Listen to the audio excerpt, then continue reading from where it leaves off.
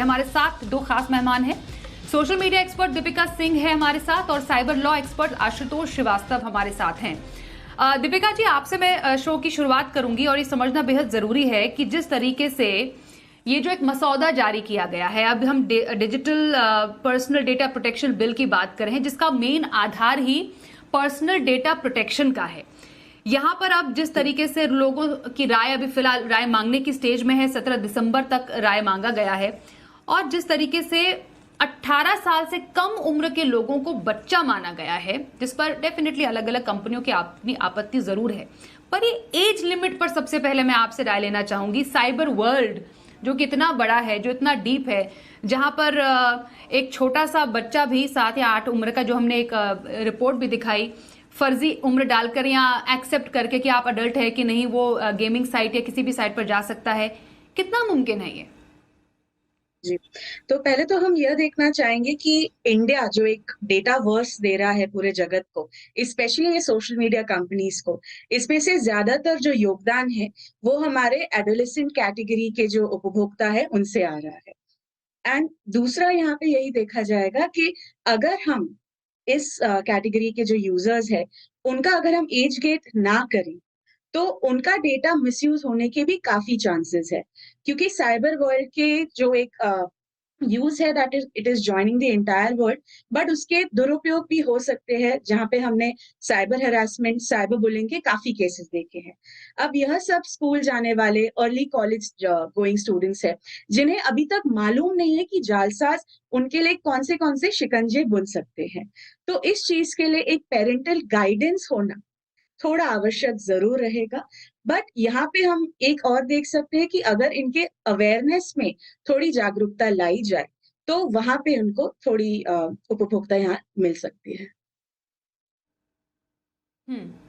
आशुतोष जी, ये मैं आपसे थोड़ा लीगली समझना चाहती हूँ, ये जो इन्फोर्समेंट है इस पूरे सिस्टम का, कि अगर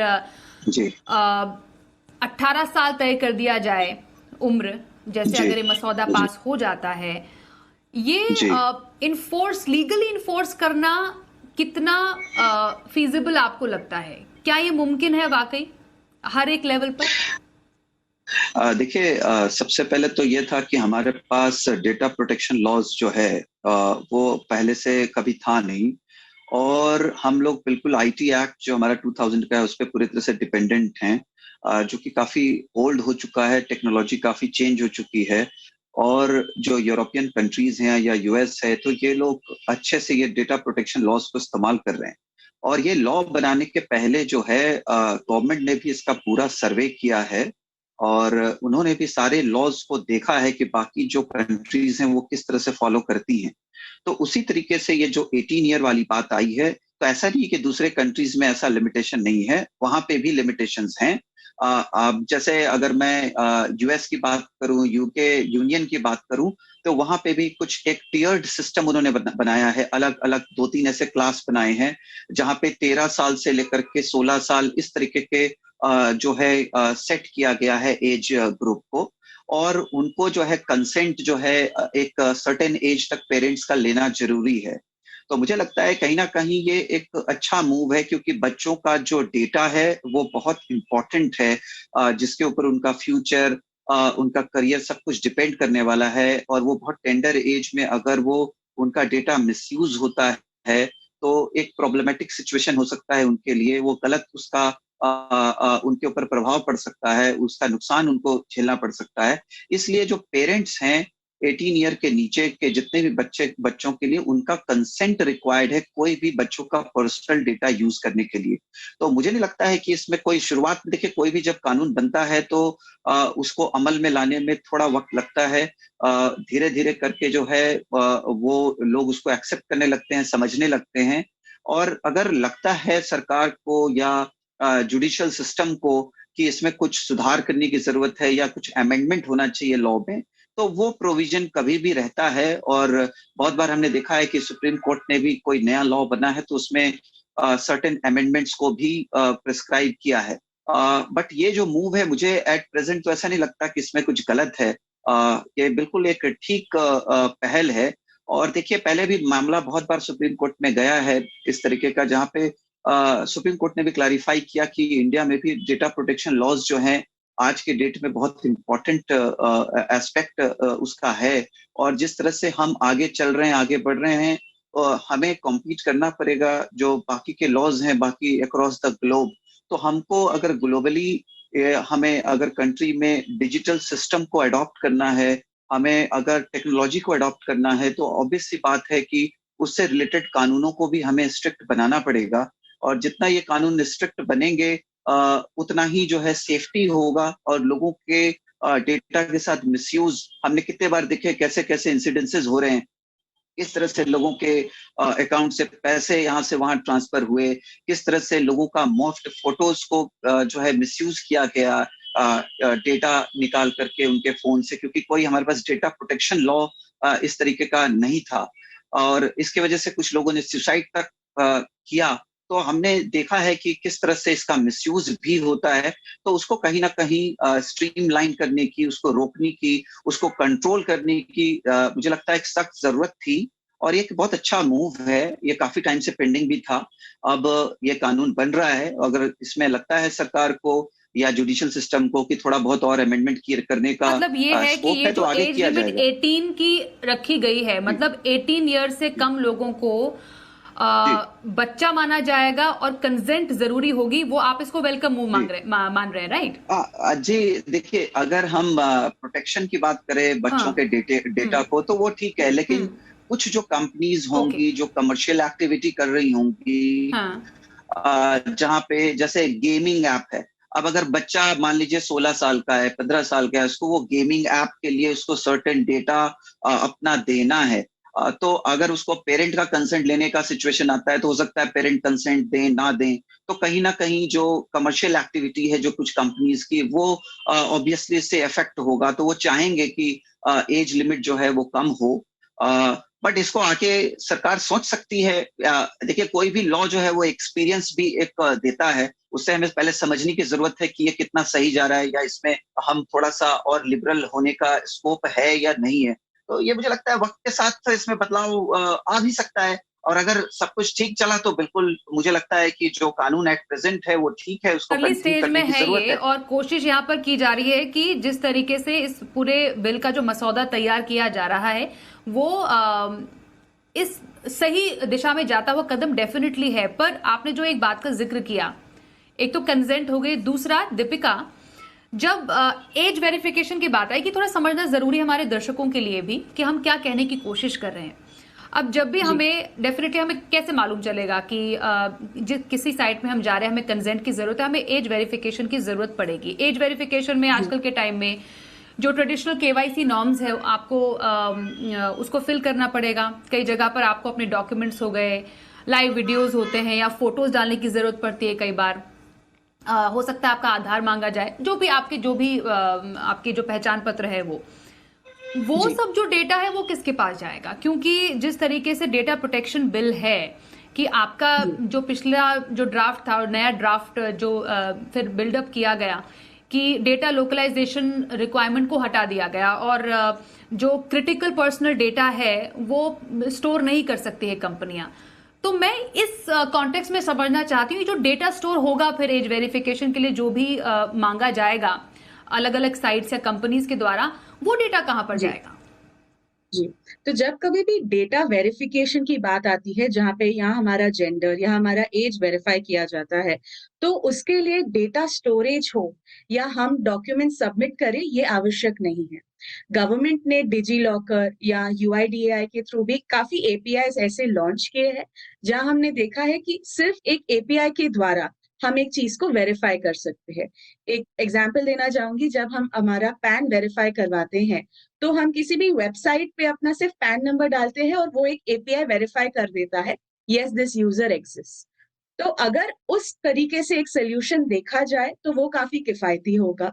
बट अगर हम ट्रेडिशनल वेज में जाए जहाँ पे डेटा अपलोड होगा, कोई कॉन्ट्रैक्टर वहां वेरीफाई करेगा, वहां पे काफी लूप होल्स होने के चांसेस है, क्योंकि यह डेटा कौन से थर्ड पार्टीज को दिया जाएगा फॉर बैकग्राउंड वेरिफिकेशन, ये हमें भी नहीं मालूम।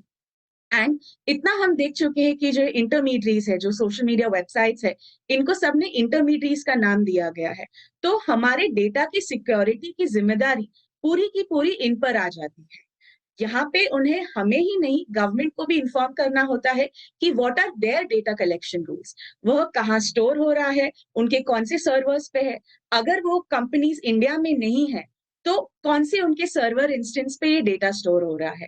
जब तक यह इंफॉर्मेशन हमें as a user, as a subscriber ना मालूम हो, उन पर ट्रस्ट करना थोड़ा मुश्किल हो जाता है। तो अगर हम ऐसी कोई एक नवी टेक्नोलॉजी का इस्तेमाल करें जो कि हमारी गवर्नमेंट के पास भी है, जो कि ये social media apps and websites के पास भी है, तो फ्रॉड्स के इंस्टेंसेस कम होंगे। एंड जो डेटा हार्वेस्टिंग की एक्सरसाइज ये सोशल मीडिया एप्स बखूबी निभा रही है अभी, जहाँ पे ये ना केवल ट्रैक कर रहे हैं, ये डेटा मार्केटिंग के लिए सेल भी कर रहे हैं। एंड जैसे सर ने बोला कि बच्चों का जो डेटा है या जो 18 इयर्स के नीचे है, उनका डेटा काफी यूजफुल बनता है मार्केटर्स के लिए, क्योंकि काफी प्राइम टारगेट मार्केट है। प्लस अगर हमारी पॉपुलेशन का अहम हिस्सा देखा जाए तो majority percentage of the population is constituted by youngsters like this. तो इस सब को मद्देनजर रखते हुए हमें ये देखना चाहिए कि डेटा हार्वेस्टिंग की और डेटा सेलिंग की जो प्रैक्टिसेस है, इसको कम करें एंड केवाईसी को ज्यादा से ज्यादा like need to know information के ऊपर ही रखा जाए। Thank you. हम्म, बिल्कुल। और सेंटर नए ड्राफ्ट में तो ये भी है कि डेफिनेटली सेंटर नोटिफाई करेगी वो वाली कंट्रीज जहां पर डेटा स्टोर हो सकता है, ट्रांसफर किया जा सकता है, प्रोसेस किया जा सकता है। आशुतोष, अगेन जो दीपिका ने यहाँ पर और मैं भी जिक्र कर रही थी यहाँ पर लूप होल्स का, लूप होल आपको यहाँ पर लगते हैं कि क्रिएट हो सकते हैं? बिकॉज डेफिनेटली साइबर वर्ल्ड एक छोटा वर्ल्ड तो है नहीं, ट्रैक करना लोगों को काफ़ी डिफिकल्ट हो जाता है। पर अगर ये एक सही कदम आपके हिसाब से अगर लिया जा रहा है तो लूप होल्स को आइडेंटिफाई करने के लिए क्या स्टेप उठा सकती है कंपनी, जहां पर डेटा हार्वेस्टिंग ऐसी जगह पर ना हो जिसका अल्टीमेटली एक गलत इस्तेमाल हो किसी के डेटा का? देखिए, पहले तो ऐसा है कि ऑब्वियसली जहां पे कोई कानून पर्सनल डेटा प्रोटेक्शन को लेकर के था ही नहीं, तो वहां पे तो सारे लूप होल्स थे, वहां पे तो सारी गड़बड़ियां होने के पूरे पूरे चांसेस थे और हो भी रहे थे। तो अब तो कहीं ना कहीं वो जो है स्ट्रीमलाइन होगा और जितने भी जो गड़बड़ियां हो रही थी उसको कहीं ना कहीं काफी हद तक कंट्रोल किया जाएगा, क्योंकि पर्सनल डेटा प्रोटेक्शन में काफी हेवी फाइन्स हैं इंटरमीडियरीज के ऊपर अगर वो इन रूल्स और रेगुलेशंस को फॉलो नहीं करते हैं, अगर उसका वो ब्रीच करते हैं तो ये जो पेनल चार्जेस और ये सारी बातें हैं ये पहले थी नहीं, तो बहुत कैजुअल वे में लिया जाता था।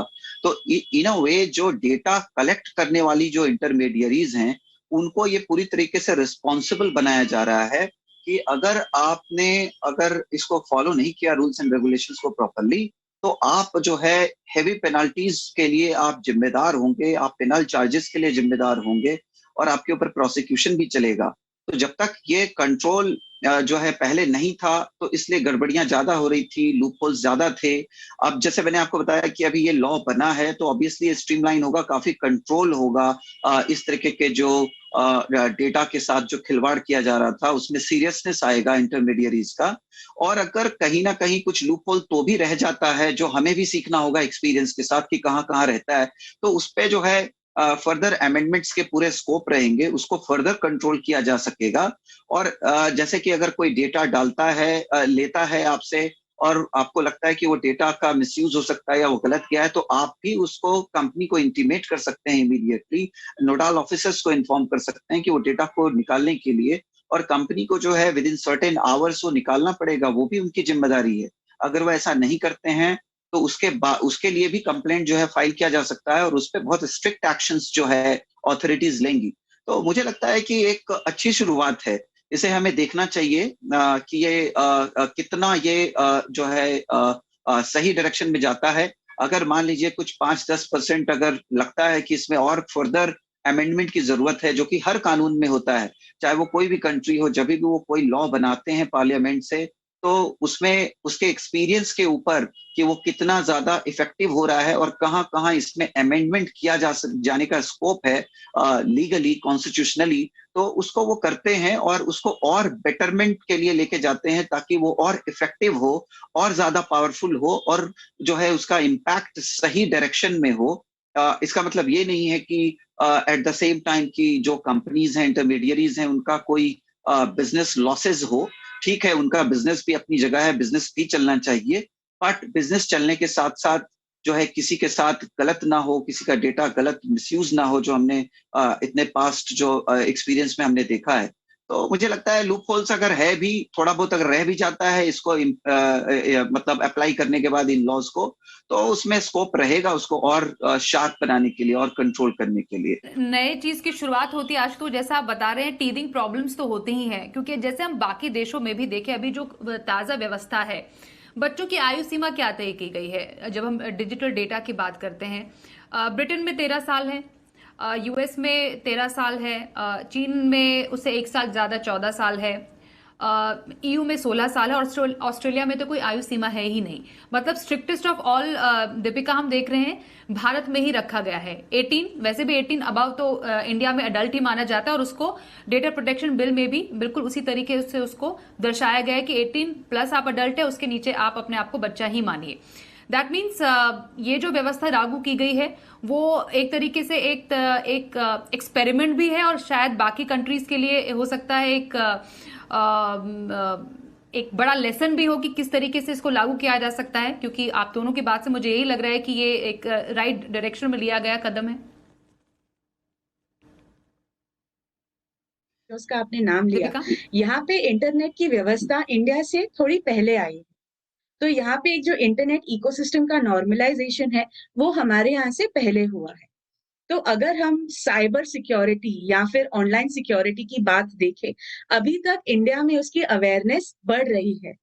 तो ये एक वेलकम मूव है जहाँ पे हम अपने डेटा की रिस्पॉन्सिबिलिटी ले और अपनी सिक्योरिटी का जिम्मेदार सोशल मीडिया एप्स और वेबसाइट्स को भी एक क्वेश्चन पूछे कि क्या वो हमारा डेटा अच्छे से यूज कर रहे हैं, and they should be responsible. तभी तो हमने देखा कि गूगल को नियरली 1398 करोड़ फाइन किया गया, प्लस 968 करोड़ 2 वीक्स कंजिक्यूटिवली।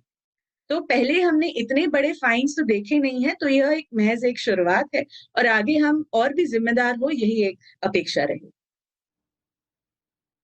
बहुत धन्यवाद करेंगे दीपिका सिंह और साथ ही आशुतोष श्रीवास्तव, आप दोनों का हमारे साथ इस चर्चा में शामिल होने के लिए।